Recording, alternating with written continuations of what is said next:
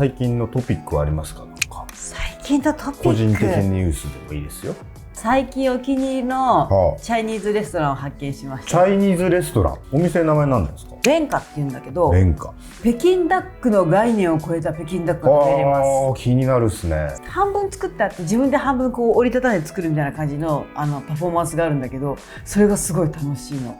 そう普通じゃないですか。折りたたむっていつも北京ダックと折りたたむ。なんかちょっと違うんですよ。なんかちょっと違うんですよ。モダンチャイニーズみたいな感じで、コースメニューがあるんだけど、どれもめちゃめちゃ美味しいの。もうカウンターメインでちょっと4人席あるかないかくらいな感じかな。すっごい何食べてもめちゃめちゃ美味しいのと、すごいリーズナブルなの。渋谷のね、桜ヶ丘セルリアンタワーとかあるじゃないですか。裏手？じゃあ渋谷なんですね。そうそう、美味しいエリアいっぱいある。あるんですね。あそこの中で最近できた私のヒットです。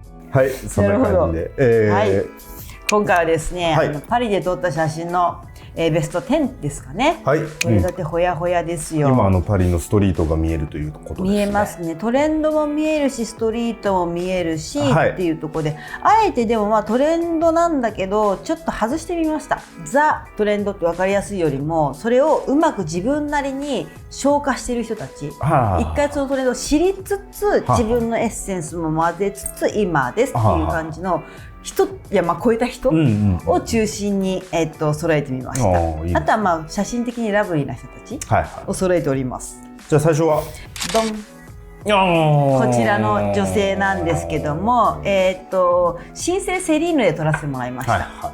もうザ・セリーヌって感じじゃない、今のセリーヌって感じなんですけど、ポイントは小物使いですよね。指輪、この写真超良くない？腰回りにつけるものを自分なりにアレンジしているだったりとか、この手回りだったりとか。手もすごいですね。そう、でも全体的に洋服だけ見ると白シャツデニムなんですよ。でもデニム見てくださいよ。ちょっとね、そうですね。一筋縄じゃいかないなみたいな。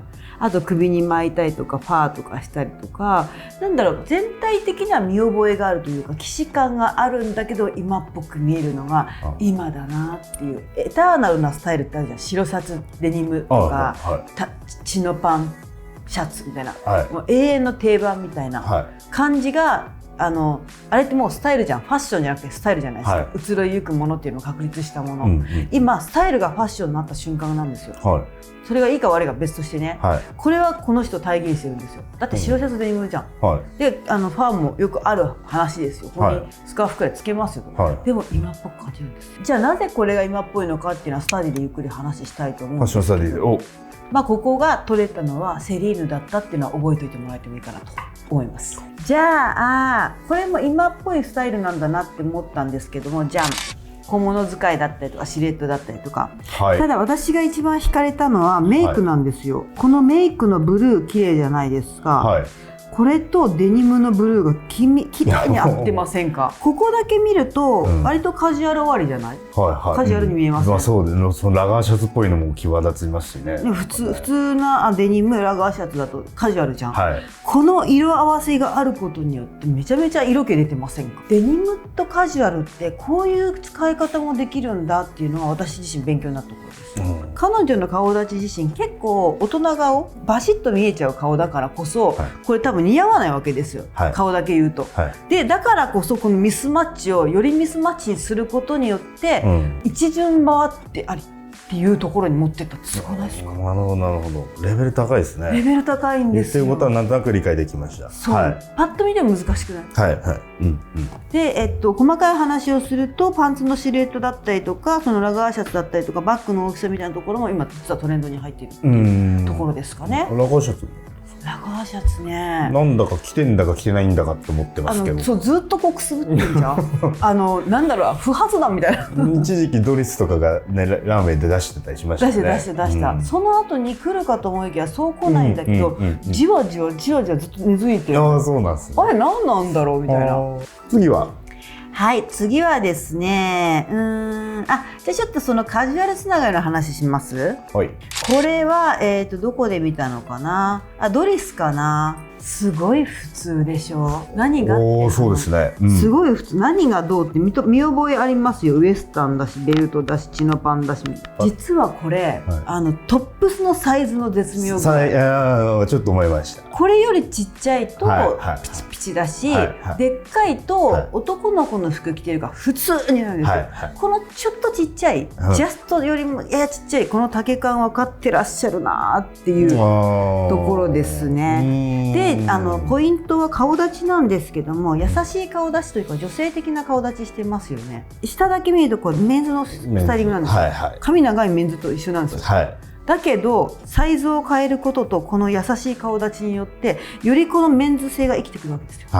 でメンズ性だけを生かすとちぐはぐになると、なので調和を持たせるためにジャストサイズよりちょっとちっちゃいの、ウエスタンシャツ、だから自分の顔と自分のキャラクターを知ってて、メンズ合わせにして、メンズ合わせにしすぎちゃうとギャップが出るからの、中和剤としてサイズの調整があるってことですね。あともうちょっと言うんだったらポーズの取り方がメンズなんですよ。ちょっとポケット突っ込むやつね。レディースだったらもうちょっと違うポーズの取り方あるんですけど、そこでちょっとメンズ性も出していると。でちなみに知ってますか、2026FW の楽天ファッションウィークで明智くんが得たものを知ってますか？なんですかポーズ明智さん初めてストリートスナップデビューしたんですけども、私その瞬間立ち会った時に連れてこられた火星人みたいになってたんですね。直立不動みたいな、初めて写真撮られた人みたいになってて、でこう横からですね、パケット手つこめ、ささやきおかみが言ってくるというね。そしたらポケットに手つくの良くなったでしょ。良くなりました。こなれますでしょ。そうですね。これもこなえのポーズなんですよ。メンズにおけるこなえのポーズなんですよ。じゃあ超かっこいいおじさんシリーズいきます。ビビアン・ウエストウッドで撮らせてもらったんですけども、じゃん。なんすかこの醸し出されるかっこよさ。ワンピースにスカート重ね着して柄かける柄におじさんがもともと持ってたのかもしれないジャケット合わせみたいな感じの。でも襟の立て方とかさ、なんかいちいち生まない。あと普通に色合わせだけ見てもすごくおしゃれだなって思って、地味なのか派手なのかわからないって一番かっこよくない？確かに金抜けば地味か。そうなんですよ。で金のサイドを抜けばもっと地味じゃないですか。ややもするとバランス崩れてるみたいに見えるじゃない。下がダラダラダラだって、でもなんか成立してるんですよ。多分おじさんの顔がある程度こう白髪のひげもあっていい感じで顔が枯れてるじゃないですか。枯れた顔に枯れた色って結構似合うんだなっていう。ただ枯れに枯れだとすごくくすんで見えるから、菌があることによってちょっとズレが出る。続いてこれはアクネで撮らせてもらった女の子で、ロンドン在住のインフルエンサーのニキリリちゃんって子がいるんですけども、柄かける柄のスタイリングなんですけども、彼女その病気でちょっと顔が、変形してしまうその病気になってしまったんですけども、そういったことも跳ね飛ばしてファッション楽しいって言ってたりとか、ネガティブなことをネガティブに変えないっていう強さがあるなと思ってて、でプロフィールに書いてあるんですけども、私は違うかもしれないですけれども、あなたと一緒なんだよって書いてあって、そこにすごく私は心を打ち抜かれたというか、確かに自分のことは違うって分かってるかもしれないけども、中身全部一緒だよって、みんなと同じ花が好きだったら花が好きっていうし、美味しいもの食べたら美味しいっていうし、悲しいことがあれば泣くしって、でも自分のことは分かってるみたいな、なんかそこのすごい強いポジティブなメッセージ性、私すごい好きなんですよ。なるほど。まあ洋服としても好きですけどね、このいやらしい柄かける柄します一回間違えればこれバスへのスナックのおばちゃんたまにこんな格好してますよ。中のワンピースも花柄だから花柄三つどもえですよ。すごいですね。アクネの服なのかな。多分アクネこんなイメージないですよね。ないですけどね。もともと彼女のキャラがこうなのかわかんないですけど、ちょっとわかんない。でもこれうまいなって思うのが、スナックのおばちゃんに終わらせない秘訣がこの青いコバルトブルーのバッグだと思って、あることによってモードでやってんだっていうこう理由付けというかわかるわけですよ。持ち方含めこの小脇に抱えみたいな、うまくない？僕みたいに火星人みたいに立っってたら、どうしたのかなみたいな。バッグの持ち方もファッション、そしてそれが明智君の口から出たことが私は嬉しいですよ。成長してますかね。成長しますね。じゃあもう一回柄かける柄なんですけども、このまとまりはすごいなっていう、こちらもまたアクネなんですけども、じゃん、多分下はアクネかなと思ってるんですけども、スカートですねに古着の T シャツにしましまのニット、この合わせよく考えたなっていうのと、この人のキャラ、私だったらハードなスカートにちょっとロックなT シャツ合わせたら、多分それで結構完成するじゃないですか、そこに爽やかなしましまを混ぜようという頭が私はないから、これはすごい勉強なんだって。なんかなんだろう、でもほっこりしてないんだけど、なんかこのバランスが面白いなと思って、ないとあるだったらあった方がいい気がしますね、なんかね。じゃあ次は超絶ラブリーな写真見ます。私のさて問題です。これはどこの会場でしょう？リック・オーエンス。まあね、まあそうですよね。イージーっちゃイージーです。この二人超可愛くない？常連とかなんですか？この女性は私よく見ますね。あ、そうですか。男性とカップルかどうか私ちょっと知らなかったんですけど、これ撮れた時にもキュンじゃない？リックなんて尖ってなんぼじゃない。リックとラブは相反するものかと思っていたんですが、このラブリーとこの顔がキャッみたいな感じになってる。確かになんかちょっと照れを感じる感じありますね。みたいな。結構みんながバシャバシャバシャって撮る会場だったんですよ。そのところで堂々と愛を表現するっていうのは素敵なことだなって思って。いいですね。じゃあこれも明智君また分かるかな。会場クイズですか。難しいな。でもヒントは真ん中。真ん中が一番このブランドのキッズかなって感じ。マティエルなんとかで。です黒いコンタクトといい。そうですね。